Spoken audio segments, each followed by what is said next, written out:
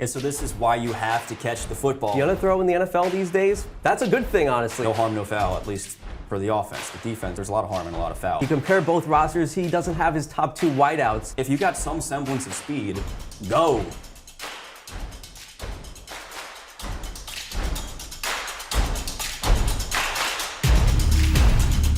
Hello and welcome to Football X's&Os, our brand new weekly tactics show giving you the inside analysis on the best NFL matchups every Monday. I'm Ryan Sanudo, alongside me is NFL expert David Scott. David, how are you doing? I'm doing great. Had a great week of football this weekend, and I'm excited to talk about this matchup.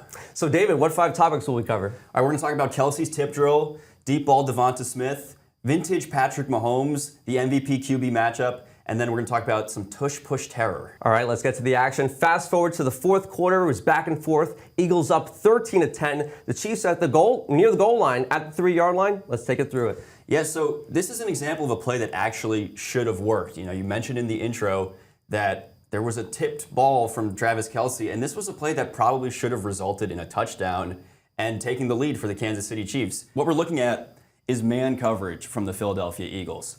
And they play the ball pretty well, but they're playing just about one high safety instead of 2 high guys. And why this play works pretty well for the Chiefs is that the running back comes out, you've got a wideout coming across, and your 2 wideouts on the other side of the field drawing their man coverage away. So Kelce pretty much only gets his cornerback in a safety. That gets him a pretty good lane to the end zone.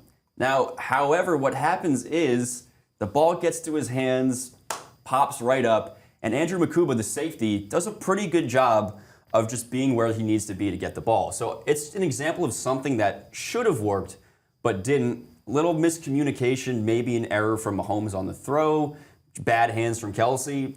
You could say it needs to be a better throw, but probably in reality, you have to catch that football. I mean, Mahomes said it after the game. You know, he's not going to blame Kelce, of course, but he said after the game, probably should have gone out a little bit later than what it really was. Do you agree, or do you think it was Kelce that pretty much screwed up? Yeah, there's 2 sides of it, obviously.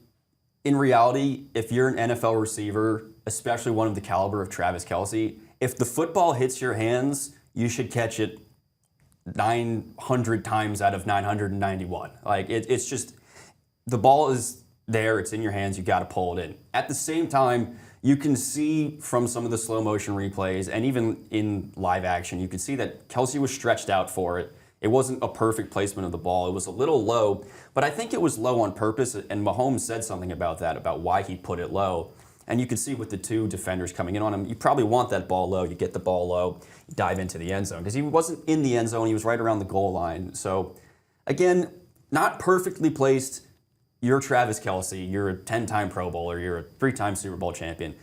Catch the football, take it into the end zone. This game's totally different without that tip ball. Now the Eagles intercept that ball. They get a good amount of yardage. They're at the Chiefs' 31-yard line, 3rd and 10. Take us through it. And so this is why you have to catch the football if you're Travis Kelce. You catch the football, it's a touchdown, the Chiefs have the lead, Eagles get the kickoff wherever it is in the new mess of kickoff rules. Instead, Andrew Makuba picks the ball off, takes it back a pretty long way, and now you're in position for a scoring drive. Now it's 3rd and 10, but this play is going to get them way, way into Chiefs territory. So what we're looking at here is pretty much just a go ball to Smith the whole way. I'm going to throw the ball, you're going to run under it, and you're going to catch it. And he does a great job of getting past his corner to get that super deep ball, but it turns out Hurts underthrows the ball a little bit. Now, if you look from our X's in the box here, we got about 7 guys coming in to get a lot Hurts. of pass rushers. Yeah, and Spagnuolo threw that at him a lot. There was a lot of blitzing from the Chiefs in this game, and Hurts handled it pretty well.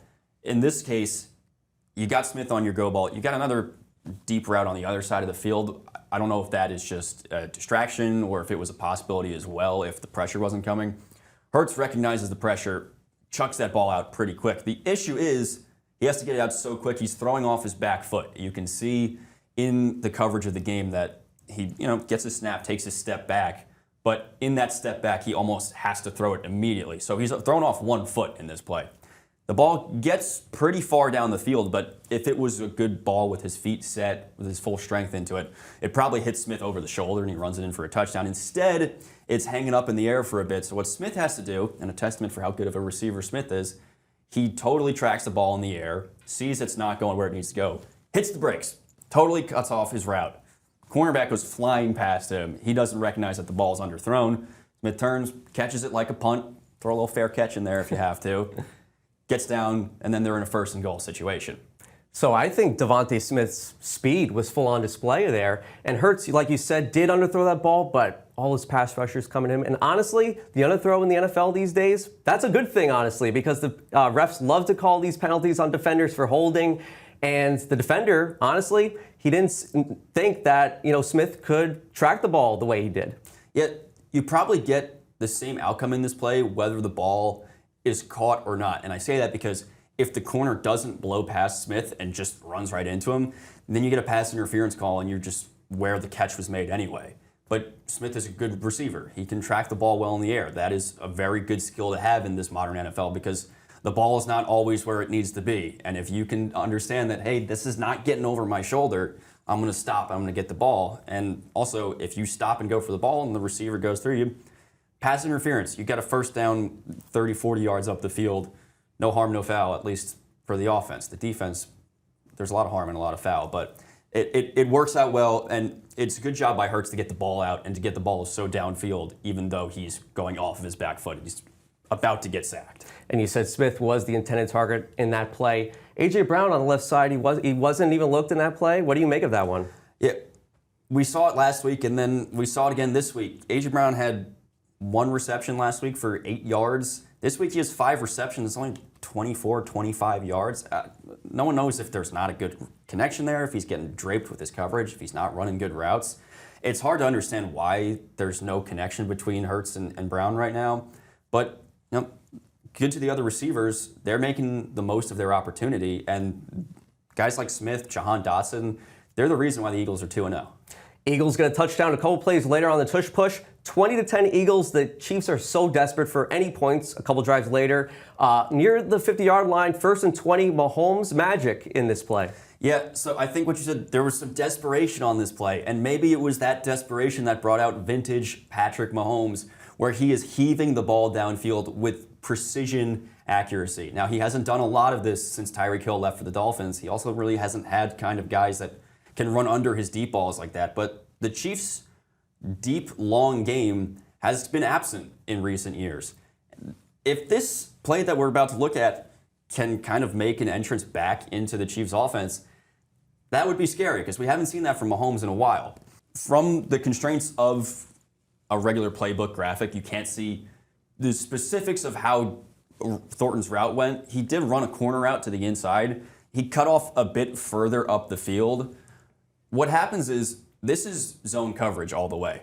And you've got a couple guys staying short, which helps break open that zone coverage. But your linebackers and your cornerbacks all kind of sat low on the play. I think the motion from the wide receiver on the right side fooled a lot of the defenders into thinking that this might have been a screen pass. And I don't know if Mahomes looked them off or threw a check or something. But Thornton just blasts past everyone, and that leaves one safety for him. And it seems the safety wasn't anticipating that either, because by the time the ball got over the top to Thornton, he was at least 5 feet separated from his defender, and he was gone. There was no stopping him. It was a long touchdown, and it was something that it's just classic Patrick Mahomes. When he first got to the league, he was chucking these balls deep. Tyquan Thornton, no offense, Tyquan Thornton, is not a great receiver. He got run out of town when he was with the New England Patriots. But if you are one of Patrick Mahomes' receivers, half of your game should be, I'm just going to go and I'm going to hope that the ball is down there. And it's Patrick Mahomes, it's probably going to be down there. You compare both rosters, he doesn't have his top 2 wideouts. And he throws to a guy like Thornton. Like you said, the Patriots got rid of him, and they're one of the worst teams in the league. So speak to the Mahomes and the way he can just find guys. And he was running for his life throughout the day, and this time wasn't the case. Yeah, the Eagles were doing a good job of getting pressure on Mahomes. When he had a clean pocket, like in this case, he was able to compose himself, get a good deep ball down the field. Now, again, a deep ball to Tyquan Thornton. He was also throwing passes to Marquise Brown, Juju Smith-Schuster, and obviously Travis Kelce's in there, but he doesn't have a great cast around him right now. But this is a testament to what you can do with Patrick Mahomes. If you got some semblance of speed, go. Just go. I don't care who you are. Even Travis Kelce, if he wants to go down there, just go do it. Mahomes is going to throw a moonball up there. If you have the speed to run under it, you're going to have an explosive play. We saw none of this in the Super Bowl. We saw it once in the game against the Eagles this year. This is what the Chiefs need to be doing. This is how they started their dynasty. And if they don't want their dynasty to end, they have to get back to this style of offense. All right, to the tail of the tape, Jalen Hurts, Patrick Mahomes. We saw Hurts didn't really do too much. I mean, the Eagles won this game, and they had less total yards than the Chiefs. So take us through this one, Mahomes against Hurts. Now, you never want to make reasons for why a quarterback has to do less than another guy, but we talked about it a little bit earlier with the supporting casts of both quarterbacks. Patrick Mahomes is throwing to neither of his top receivers. Jalen Hurts has everyone. A.J. Brown, DaVonta Smith. I mean, come on. Okay, Jalen Hurts didn't have Dallas Goedert this week. Oh, no. But the point is, the Eagles won this game fairly comfortably while Jalen Hurts threw for 101 yards, while he rushed for 15 yards. He had one total touchdown. It goes to show you how much better of a team the Eagles are than most teams. And you look at the Chiefs, they were close in this game. Obviously, they had a late touchdown, and that's why they were close. But Mahomes didn't get over 200 yards either. He was running for his life, which we can talk about in a moment about his rushing ability. It just goes to show you that right now, there's a huge discrepancy between these teams. We saw that in the Super Bowl. It was a blowout. This week wasn't a blowout, but I think you could still see pretty comfortably that there was a huge difference between these two teams. We're so used to Hurts running with the football, but Mahomes, it's just an underrated ability of his to just avoid pressure, and that rushing touchdown was just beautiful, just avoiding pressure, getting those yards, and getting, the dive into the end zone. Speak about Mahomes and that ability to just, surprise defenders when they know he can run the football. Yeah, I think what we saw in this game was two teams seeing things that they weren't expecting. Now, I think the Chiefs came into this game knowing Jalen Hurts is going to run the ball. He's going to run. And they covered it pretty well. He wasn't able to get outside the pocket. He used his tush push play, obviously, but whatever. Oh, we're going to talk about that one. We're going to talk about that one. But they did a good job of containing Hurts. The Eagles did not do a good job of containing Mahomes. When they were bringing their pressure, they were bringing everyone. And if Mahomes found a hole, he bounced out and was able to get good chunks of yardage on a lot of these rushing plays. And like you said, he was able to find the outside for a touchdown that he dove into the end zone on.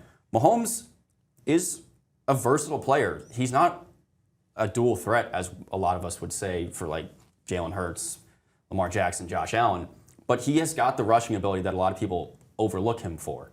66 rushing yards and a touchdown on not that many rushing attempts. He was showing that if he's going to find a hole in the defense, he's going to get a good amount of yards. He can read the defense well. We know that in his passing ability. That translates to the legs. Once he gets out there, he's going to do damage. And the turning point was just that Kelce drop. I mean, 13-10, we were saying it, it's a close game. If they get a touchdown there, who knows? Who the hell knows? So I think that was the biggest moment in that game. And Kelce, I said last week on NRL Ball, he's got to wake up. He didn't wake up there. Yeah, it's unfortunate that when there's a tipped ball like that, it goes on the quarterback's record as an interception because that ball is not on Mahomes. We said you could put some on him, but it hits his hands. He's got to catch the ball. You're expecting your receivers to make those catches. And yeah, you're right. The game goes much differently if that happens. The Chiefs are playing with the lead instead of playing from behind. The Eagles are playing from behind instead of playing with the lead. Now to the last one, the tush push, the dreaded tush push. The Eagles love to do it. That's their patented play.